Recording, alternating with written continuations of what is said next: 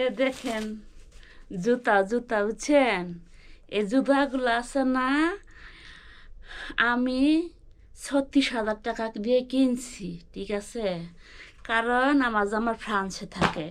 আচ্ছা, কথা হলো, যারা এই যে এই সাধারণ মহিলাটাকে নিয়ে আপনারা ট্রোল করতেছেন সারা বাংলাদেশে ফেসবুকে, সে কি কিনতে পারে না 36,000 টাকা দিয়ে জুতা?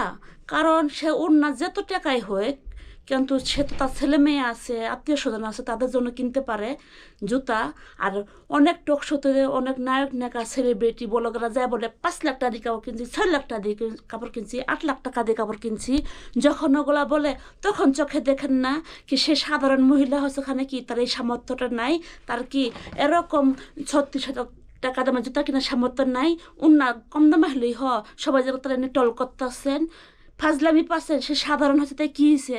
তার কি কোনো নাই?